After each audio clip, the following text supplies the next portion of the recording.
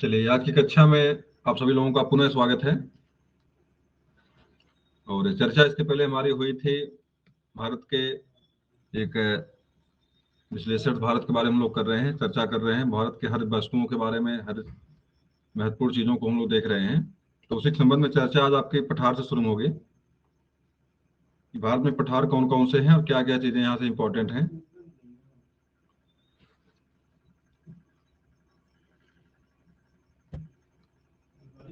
तो चर्चा इस पर हम लोगों ने कल शुरुआत की, लेकिन नेटवर्क कारण हो नहीं पाया था।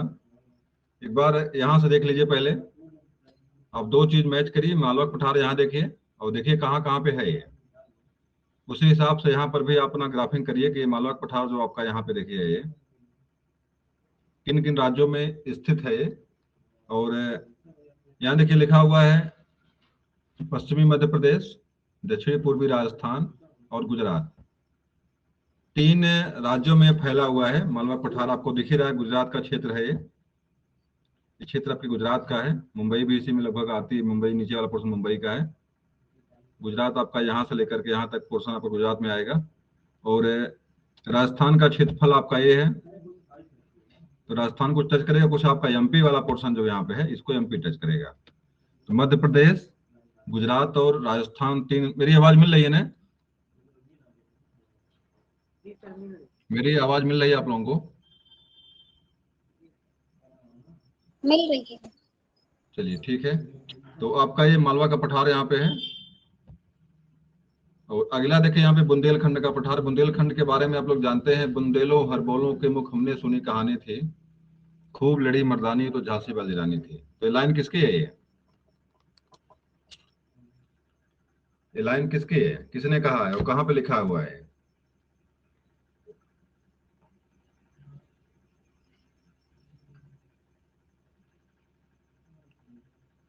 नहीं पता है?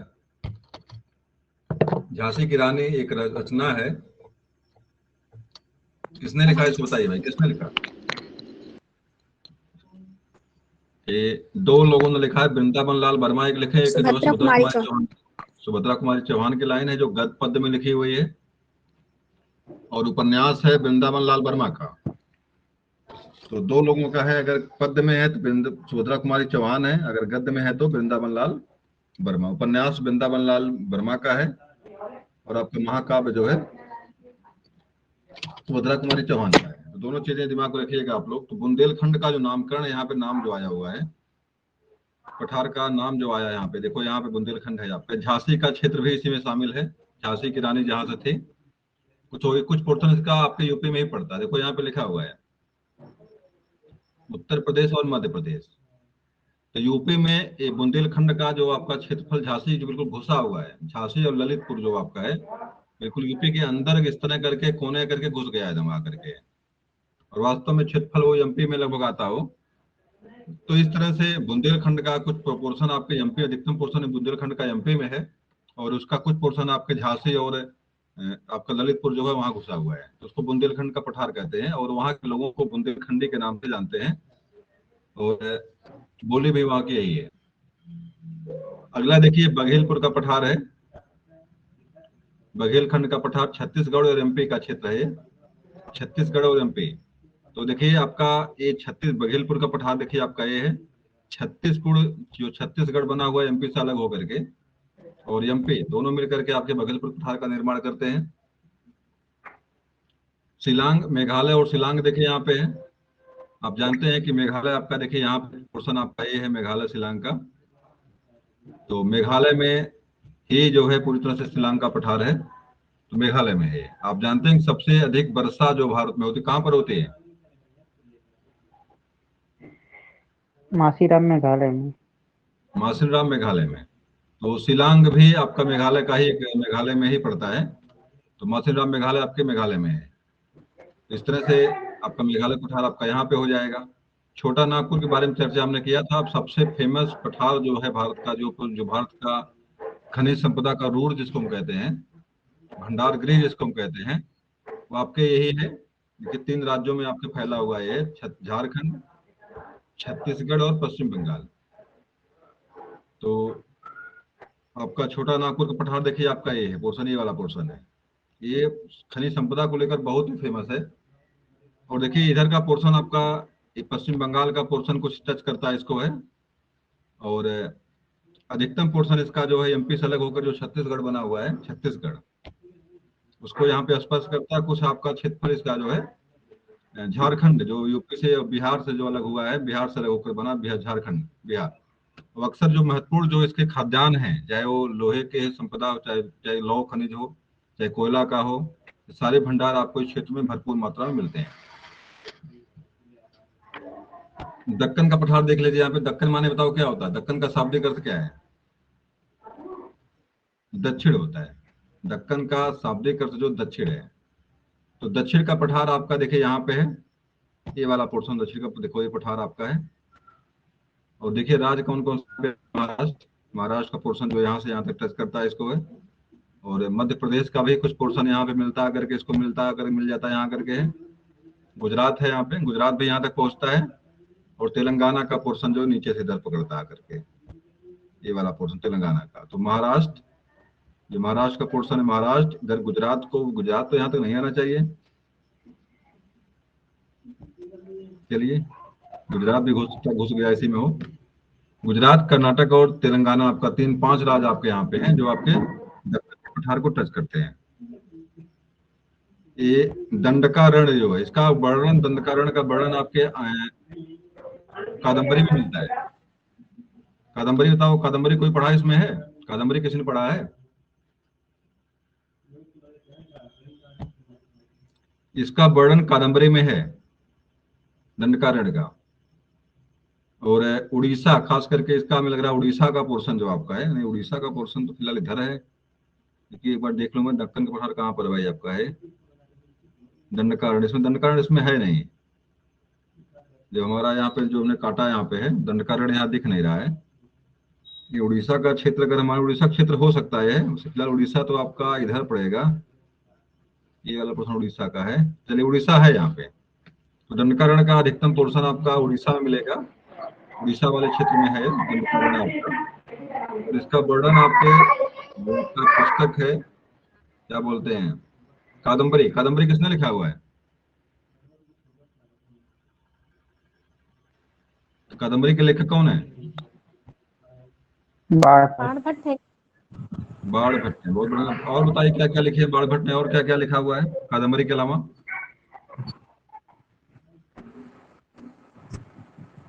मुकुट शतक, पन, नीति शतक भर्तृहरि ने लिखा हुआ है। नीति शतक भर्तृहरि का है। हर्षचरित्र फेमस पुस्तक की है, चंडी शतक, हर्षचरित्र, ये पुस्तक है बाणभट्ट की। हर्षचरित्र और कादम्बरी दो बड़ी फेमस पुस्तकें हैं कादम्बरी से, बाणभट्ट की। और हर्षचरित्र के प्रथम अध्याय में हर्षवर्धन क्या बोलते हैं, बाणभट्ट ने अपना जीवन परिचय दिया हुआ है। प्रथम एक ऐसा मतलब लेखक है संस्कृत का जो अपने बारे में लिखता है। और हर्ष है, वो क्या नाम है, वो बाणभट्ट है, जो अपना पूरा दादा परदादा का पूरा जीवन लिखता है इसमें, हर्षचरित्र में लिखा। पहले इस भाग में जो है अपने दादाओं परदादाओं का पूरा परिचय लिखा गया है यहाँ पे। और हर्षवर्धन के दरबारी थे, जानते हैं आप हैं बाणभट्ट? तो हर्षवर्धन ने, तो हर्ष के बारे में पूरा लिखा उन्होंने। हर्षवर्धन वर्धन वंश का जो शासक था। चलिए तो अगला देखिए आपका यहाँ पे है तेलंगाना का पठार है। तेलंगाना में पड़ेगा, पूरी तरह से महाराष्ट्र का पठार है तो महाराष्ट्र में पड़ेगा ये। और पूर्वी घाट और पश्चिमी घाट के बारे में बहुत महत्वपूर्ण चीजें हैं। तो पूर्वी घाट का नाम क्या है भाई? तो पूर्वी घाट को हम क्या बोलते हैं? मालाबार तट की, मालाबार तट नाम है कि कुछ और नाम इसका है? क्या नाम है? ये कोरोमंडल तट है। पूर्वी घाट को हम क्या बोलते हैं? कोरोमंडल तट। कोरोमंडल तट, बहुत बढ़िया। पूर्वी घाट जो आपका देखिए 3 राज्य देखिए नाम लिखा है। पूर्वी घाट कहाँ से कहाँ से देखिए है ये, अलग बात है, अलग अलग नाम यहाँ पे है। 3-4 नाम यहाँ नामकरण यहाँ पे हुए हैं उसके पूर्वी तट के। लेकिन पूर्वी घाट में आपके पश्चिम बंगाल पूरा पोर्शन यहाँ से लेकर के यहाँ तक का पोर्शन जो होता है पूर्वी घाट में आता है। पश्चिम बंगाल देखिए है, यहाँ पे उत्कल तट जो था, उड़ीसा वाला तट जो था यहाँ पे उत्कल, आंध्र प्रदेश, क्योंकि सरकार तो जो तमिलनाडु का पोर्शन जो है मुख्य रूप से एक पोर्शन पूरा यहाँ से लेकर यहाँ तक पोर्शन आपका जो पूर्वी घाट में आपके आता है। और पश्चिमी घाट देखिए यहाँ पे है, पश्चिमी घाट पठार जो आपका, इसके बारे में जान ही रहे आप हैं, गोवा, कर्नाटक, केरल और तमिलनाडु, 4 राज्यों को मिला करके पश्चिमी घाट आपका निर्माण होता है। पश्चिमी घाट का पठार है ये, इसका निर्माण। इस तरह से पठारों के बारे में कुछ चीजें जाना आपने यहाँ पे। पहाड़ियां देख लीजिए, कौन कौन सी पहाड़ियां कहाँ कहाँ पे हैं।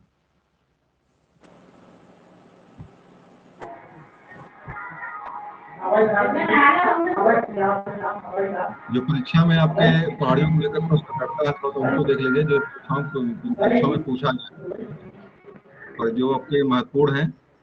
देखिए एक पहाड़ी, इसके बारे में प्रश्न कई बार आया हुआ है। यहाँ से राजमहल पहाड़ियों के बारे में प्रश्न आया हुआ है, और अमरकंटक के बारे में भी प्रश्न आया हुआ है, विंध्याचल पर्वत के बारे में प्रश्न आया हुआ है, अरावली पर्वतमाला के बारे में प्रश्न आया हुआ है, और नीलगिरी भी इंपॉर्टेंट है, इसके बारे में प्रश्न यहाँ से आए हुए हैं।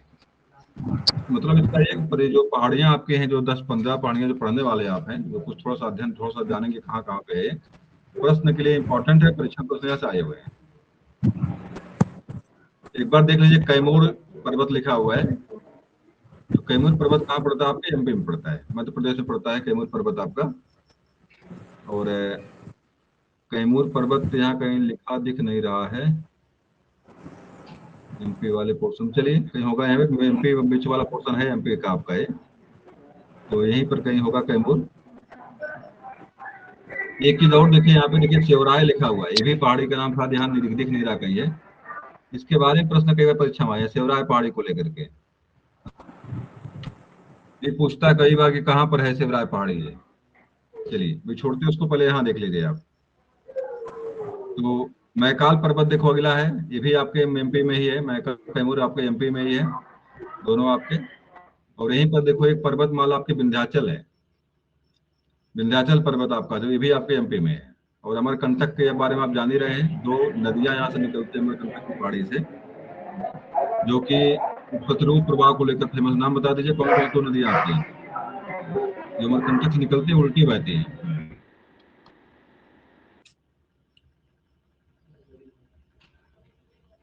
तो बता दे कौन कौन 2 नदियां अमरकंटक की पहाड़ी से निकलती हैं, उल्टी प्रवाह को लेकर बहती है।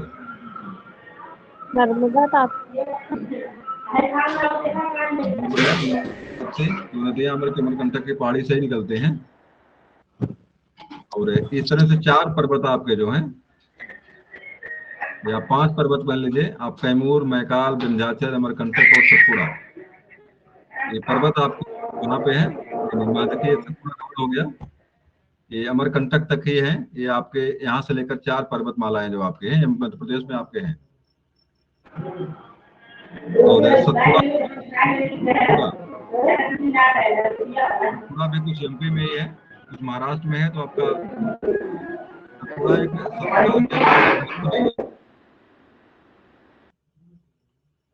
जो कुछ राजस्थान चलता है। ये ठीक है, तो सतपुड़ा आपका महाराष्ट्र में हो गया। और राजमहल का प्रश्न कई बार इसको लेकर आया, राजमहल पहाड़ियों को लेकर आया हुआ है।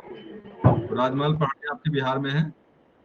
ये प्रश्न यहाँ से देखिए कई बार टच किया हुआ है। गारो खासी जयंतियां पहाड़ी भी हैं, जनजातियां भी हैं, और इसी पहाड़ियों की विशेष अवस्थिति के कारण यहाँ बरसात कब होती है, मासिक। तो इसको लेकर प्रश्न कई बार टच किया हुआ है कि किस राज्य में ये तीनों जनजातियां रहती हैं, गारो, खासी और जयंतियां। इसका जवाब आपका हो जाएगा मेघालय में। और तीनों पहाड़ियां भी, गारो पर खासी जनजाति रहती है, और जयंतिया पहाड़ी पर जो है जयंतिया जनजाति, 3 पहाड़ियां हैं। तो तीनों पहाड़ियों पर 3 जनजातियां निवास करती है, मेघालय में है।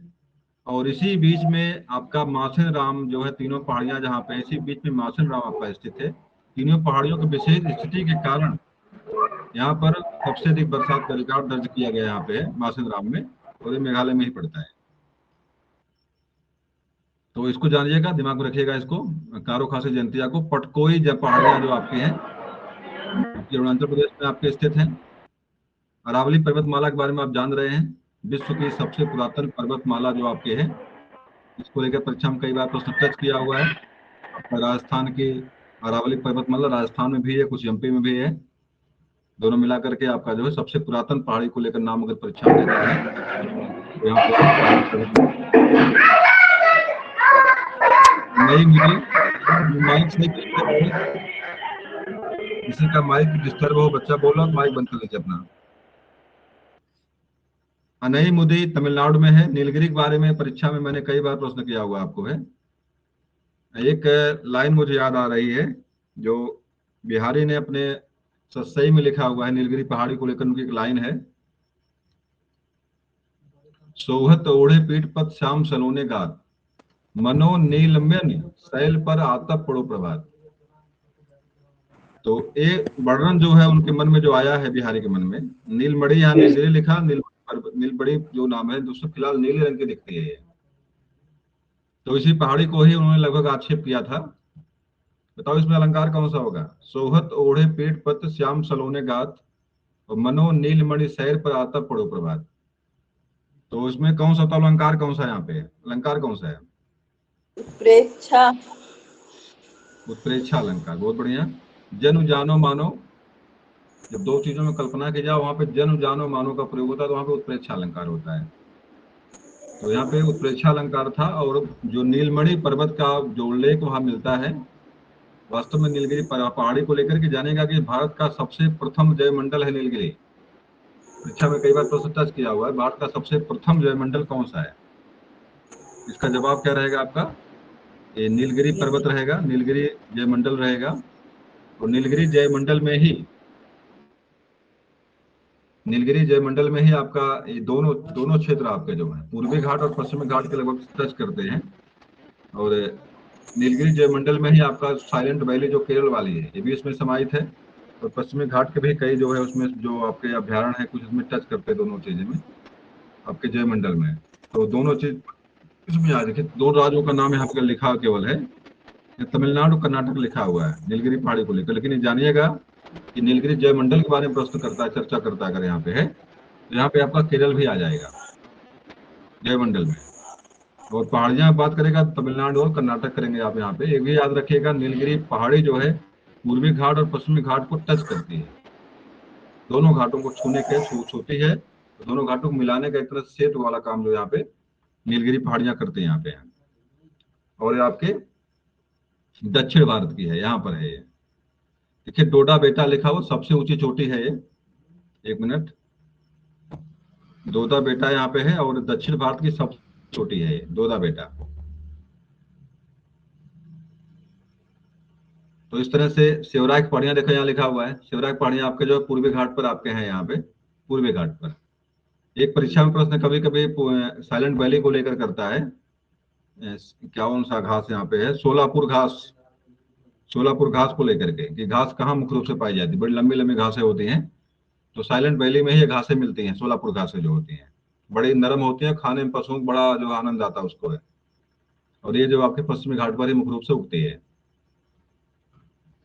ये देख रहे हैं यहाँ पे, इस पर इसको भी लेकर भी बड़ा इंपॉर्टेंट है गिरी पहाड़ी को लेकर के।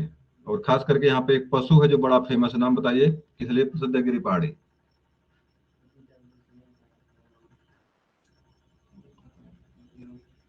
गिरी पहाड़ी फेमस क्यों, बता दीजिए। एक सिंह। बब्बर शेर यहाँ मिलता है, हाँ, एशियाई एक शेर। सिंह जी। बब्बर शेर, बब्बर शेरों का प्राकृतिक आवास कहते हैं इसको मैं।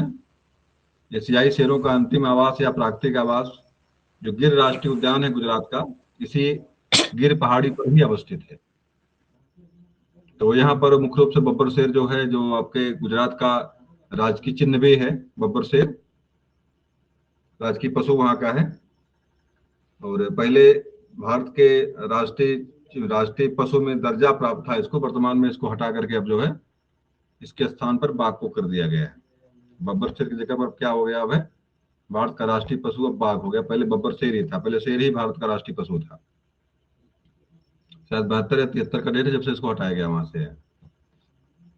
तो एक देखिए, और महेंद्रगिरी पहाड़ी आपके लगभग मुझे लग रहा है गुजरात में ही है ये, गुजरात का ही क्षेत्रफल है ये। और इस तरह से कुछ है यहाँ पे है नहीं। बाकी देखिए एक डोडा बेटा का नाम यहाँ पे आ गया, तो इसको दिमाग में रखिएगा। दक्षिण भारत की सबसे ऊंची चोटी है डोडा बेटा ये। तो चलिए ठीक है, हम लोग पर्वतों के बारे में कुछ जानेंगे, कौन से पर्वत कहाँ कहाँ पे आपके हैं। अगला आ जाइए, ये भी देखिए बड़ा इंपॉर्टेंट है, बड़ा दुविधा में लोग रहते हैं इसको लेकर के हैं। कौन कौन से राज्य जो है यूपी के, एक जो सबसे अधिक क्षेत्रों को, आपके जो भारत के 28 राज्य हैं, 28 राज्यों में सबसे अधिक सीमा कौन सा राज्य स्पर्श करता है? तो यहाँ पे देखिए यूपी का नाम आता है, जिस प्रदेश में वो रहते हैं। यूपी के साथ 8 राज्यों तथा एक केंद्र शासित प्रदेश की सीमा टच करती है, दिल्ली। तो आज राज्य की बात करेंगे तो आपका 8 हो जाएंगे, पूरे की बात करेंगे तो 9 हो जाएंगे। इसको लेकर के अक्सर लोग दुविधा में रहते हैं कि 8 से कहीं 8 लिखता है, कहीं 9 लिख देता है। आप मानचित्र देखोगे तो वहां पे 9 दिखाई पड़ेगा आपको, उस तरह लिखा मिलेगा आपको 8। तो दुविधा में लोग फंस जाते हैं, भैया 8 है कि 9 है। तो बिल्कुल स्पष्ट देखो, यहाँ साफ साफ लिखा हुआ है। अगर राज्य की बात करेंगे तो वहां पे 8 है, केंद्र शासित मिला देंगे तो वहां पे कितने हो जाएंगे आपके? 9 हो जाते हैं। देखो यहाँ पर भी लिखा हुआ सीमावर्ती प्रदेश, केंद्र शासित प्रदेश सब मिला करके प्रदेश आपके सब 9 है। उसमें से एक 8 राज्य है और एक क्या है, केंद्र शासित प्रदेश आपका है। अब देख लीजिए कौन कौन से राज्य जो टच कर रहे हैं इसको है, मतलब यूपी को कौन कौन से राज्य आपके टच कर रहे हैं। पहली बात तो यूपी से अलग बताओ कौन सा राज्य हुआ यूपी से? यूपी से अलग राज्य कौन बना है अलग होकर के?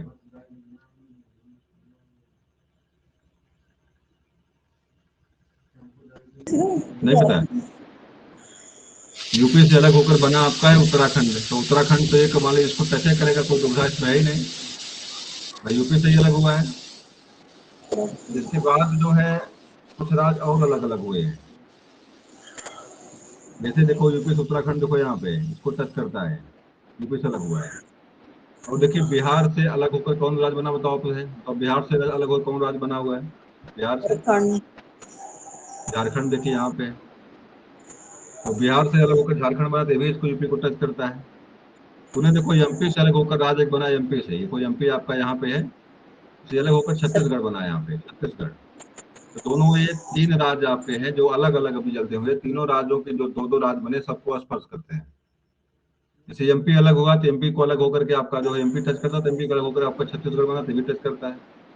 बिहार से अलग होकर झारखंड बना तो यूपी से अलग होकर उत्तराखंड बना तो भी टच करता है। मतलब आपके जो अगल बगल के जो 3 राज्य आपके हैं, 3 राज्य के साथ साथ 3 राज्य और हो गए आपके, मध्य प्रदेश, बिहार और यूपी से जो अलग हुए वही इसको, तो मतलब क्या हो गया हमारा, यूपी से अलग होकर उत्तराखंड बन गया, और एमपी से अलग होकर छत्तीसगढ़ बना आपका, बिहार से अलग होकर झारखंड बना। 3 राज्य आपके ये मिल गए जो अलग अलग हुए हैं, 2-2 राज्य बने हुए हैं। तो आपको मिला करके संख्या आपकी हो गई आपका 1, 2, देखिए इसमें से आपका कहाँ गया है, आपका एमपी हो ही गया, एमपी से अलग होकर आपका छत्तीसगढ़ बना है, तो ये भी हो गया आपका। बिहार से अलग होकर आपका झारखंड बना, तो ये भी हो गया आपका। राजस्थान, हरियाणा और हिमाचल प्रदेश, 3 राज्य आपके ऐसे हैं जो अलग नहीं हुए हैं। 3 राज्य मात्र आपके ऐसे हैं जो अलग नहीं किए हुए हैं। 3 राज्य आपको याद कर लेना खाली यही है, बाकी सारे राज्यों का नाम आपको पता है। दिल्ली देखो, इसमें दिल्ली का भी उल्लेख इसमें नहीं यहाँ पे। तो दिल्ली के बारे में आपको जानना है, दिल्ली यूपी को क्या करती है, टच करती है, केंद्र शासित प्रदेश में आपके आता है। अगर मात्र आपको यहाँ पे सिर्फ इतना कर लेना आपको है, जो जो राज्य से 2 राज्य अलग अलग हुए उनको जोड़ लीजिए आप, तो आपके राज्य हो जाते हैं ये। मात्र उसमें से आपको राजस्थान याद कर लेना अब है, हरियाणा याद कर लेना है, और आपको मध्य प्रदेश याद कर लेना है। 3 राज्य आपके ऐसे हैं जो राज्यों में याद कर लेना है, और एक आपका केंद्र शासित प्रदेश दिल्ली आपका है, इसको याद कर। 4 राज्यों को आपको उस तरह से याद करना, बाकी जो राज्य अलग है उनको याद कर लीजिए आप। मध्य प्रदेश से छत्तीसगढ़, बिहार से आपका झारखंड, यूपी से आपका उत्तराखंड।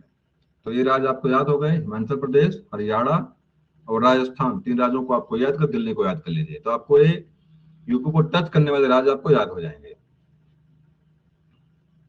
और दिमाग में रखिएगा 8 राज्य यूपी की सीमा जो है 8 राज्यों को स्पर्श करती है, दिल्ली भी उसमें शामिल है।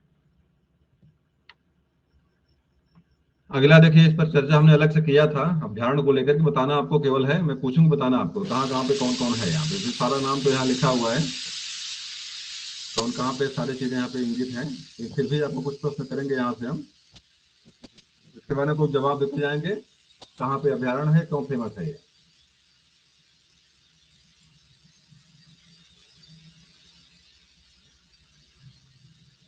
सब कुछ दिख रहा है, समस्या यहाँ पे बताना थोड़ा कठिन हो जा रहा है। सब कुछ यहाँ दिख रहा है। देखो पेरियार लिखा हुआ है, तो पेरियार आपके इडुक्की और केरल लिखा हुआ है। और इडुक्की एक नदी, पेरियार भी एक नदी का नाम है। पेरियार नदी है, जबकि केरल में बहती है, जो केरल में ही बहती है। इडुक्की भी परियोजना आपके नदी घाटी परियोजना इडुक्की है आपके, ये भी केरल में ही है। और वहीं पर आपका ये जो है अभ्यारण्य आपका है, पेरियार अभ्यारण्य भी आपका उसी पे है। नदी के अगल बगल के आपका पेरियार अभ्यारण्य, जानिएगा बहुत सारी नदियां जो है, नदियों को लेकर अभ्यारण्य बने हुए हैं। देखिए चंद्रप्रभा को लेकर परीक्षा में कई बार प्रश्न चंद्रप्रभा को लेकर किया हुआ है। उस्ता के अभ्यारण्य किस राज्य में है, तो इसका जवाब क्या रहेगा आपका, चंदौली यूपी है। और कहीं कहीं पर इसमें जो है बनारस भी लिख देता है, उसका चंदौली का नाम ना लेकर क्या लिख दे, वाराणसी लिख दे, बनारस लिख दे। तब भी आपको दिमाग में रखना है कि बनारस का भी कुछ पोर्शन यहाँ पे इसको क्या करता है, इसको टच करता है। चंद्रप्रभा अभ्यारण्य जो है, तो बनारस में भी कुछ है आपका, कुछ चंदौली में भी है। तो कहीं कहीं पर बनारस चंदौली ना देकर जो है यहाँ पे क्या देता है, बनारस दे देता है। तो दिमाग में आपको होना चाहिए कि बनारस में भी इसका चंद्रप्रभा कुछ पोर्शन आपके है, बनारस में भी शामिल है। एक सींग वाले गैड़े को लेकर प्रश्न बहुत करता है। देखो यहाँ पे मानस लिखा हुआ है, हाथी और एक सींग वाले गैड़े के लिए फेमस है ये। बाघ भी यहाँ, शेर भी यहाँ, शेर भी मिलते हैं, लेकिन मुख्य रूप से एक सींग वाला गैड़ा। और यहीं पर एक काजीरंगा है, कहाँ गया यहाँ पे, काजीरंगा इधर नहीं दिख रहा है। यहाँ पर भी मानस अभ्यारण्य में भी एक सींग वाले गैड़े मिलते हैं। और आपकी काजीरंगा जो है फेमस, आपका काजीरंगा, लेकिन आपका जो है मानस भी फेमस के लिए है। दोनों दोनों में, मानस में और काजीरंगा में दोनों में आपके एक सींग वाले गैड़े मिलते हैं। और इसलिए प्रसिद्ध दोनों है, बहुत है।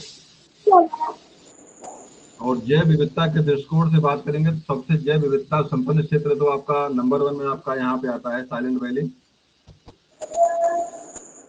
ये पोर्शन आपका यहाँ पे है, साइलेंट वैली आपका यहाँ पे है। लेकिन ये वाला पोर्शन भी आपका जो काजीरंगा, देखो यहाँ पे लिखा हुआ काजीरंगा है, काजीरंगा देखो यहाँ पे। ये काजीरंगा और मानस दोनों भी बहुत फेमस हैं, एक सींग वाले गैड़े को लेकर के और जैव विविधता को लेकर के। पश्चिमी घाट का पोर्शन है ये, पूर्वी घाट, ये पूर्वी घाट का पोर्शन है। पूर्वी घाट पोर्शन में ये भी शामिल है, पूर्वी घाट वाला पोर्शन ये भी, इसको भी पूर्वी घाट में ही मानिए आप। तो काजीरंगा और आपका मानस जो कि असम में स्थित है। और असम के चाय आपको जानते ही हैं, जैसे चाय जो सबसे बढ़िया क्वालिटी की चाय आपकी दार्जिलिंग की होती है। दार्जिलिंग बताओ कहाँ पर दार्जिलिंग है, दार्जिलिंग है कहाँ पे,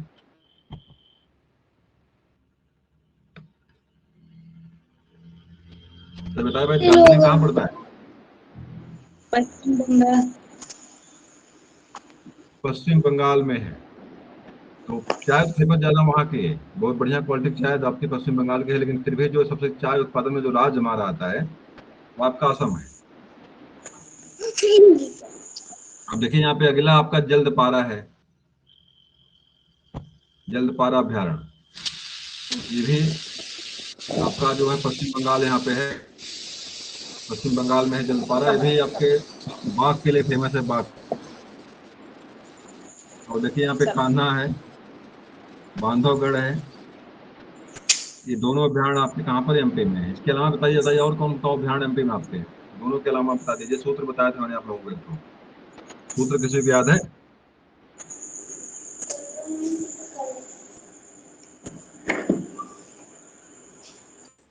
तो बताइए भाई, क्या सूत्र किसी को याद है एमपी के, सूत्र किसी को याद है एमपी में कौन कौन से अभ्यारण्य और है। जलदपारा, बनरघट्टा की। बनगट्टा कर्नाटक में है। देखिए इसका सूत्र ये था, पंचमढ़ी के दो सरदार सरदार बांधव, कान्हा किसली, हीरा और पन्ना की खोज में, सतपुड़ा की पहाड़ियों में भटकते रहे। तो पंचमढ़ी आपका परीक्षा में पूछता, पंचमढ़ी भी आपके यहीं पे है, एमपी में है। सरदार सरदार अभ्यारण्य भी आपके एमपी में है। अभ्यारण्य देखो, बांधवगढ़ लिखा है यहाँ पे, बांधव अभ्यारण्य, ये भी आपके एमपी में है। कान्हा किसली, कान्हा देखो अभ्यारण्य भी यहाँ पे है, कान्हा और किसली। सतपुड़ा, ये भी अभ्यारण्य आपके यहीं पे है। हीरा और पन्ना अभ्यारण्य भी आपका कहाँ पे है, एमपी में ही है। और आप जानते हैं कि सबसे अधिक राष्ट्रीय नेशनल पार्क जो है, सबसे अधिक जो है किस राज्य में है, एमपी में है। सबसे अधिक जो है राष्ट्रीय पार्क या टाइगर स्टेट का भी दर्जा इसको दिया गया है, क्योंकि सबसे अधिक जो है वन, सबसे अधिक आपके टाइगर जो है रिजर्व आपके यहीं पर है। सबसे अधिक बाघों की संख्या भी आपके एमपी में ही पाई जाती है। सबसे अधिक वन संपदा से भी संपन्न राज्य आपका एमपी है।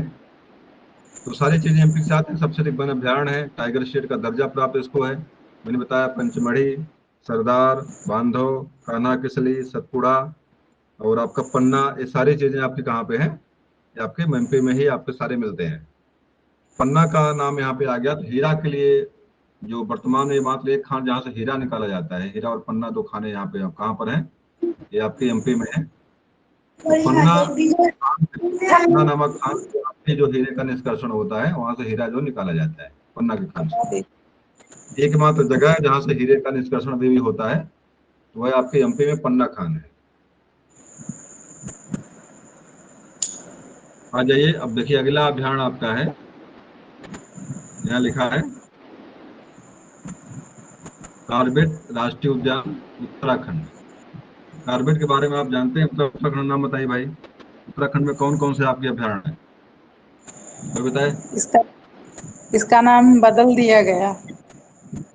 हाँ, नाम क्या है इसका, हो गया, बताइए, नाम बताइए। नाम बदला रामगंगा गया इसका, सही। रामगंगा, रामसर है या रामगंगा है? रामगंगा है, रामसर नहीं। चलिए रामगंगा मान लीजिए, होगा, ठीक है।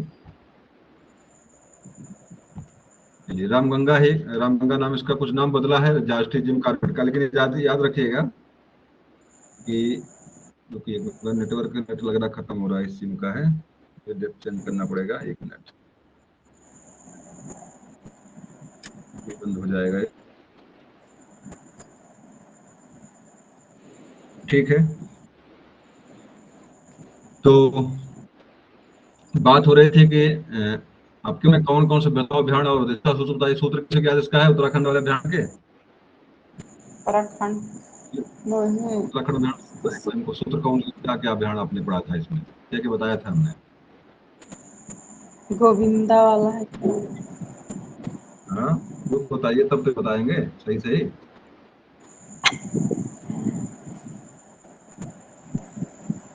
हेमा मालिनी, राजा जी फिल्म की शूटिंग के दौरान गोविंदा और मालिन ने फूलों की घाटी चंपा में चमोली शूटिंग किया और जिम किया। तो इस तरह से कोई सूत्र था, मुझे कुछ में सूत्र मुझे भी थोड़ा सा कंफर्म नहीं हो रहा सही से क्या है। राजा जी फिल्म के हेमा मालिन और गोविंदा ने राजा जी की फिल्म फूलों की घाटी चंपा, फूलों की घाटी चमोली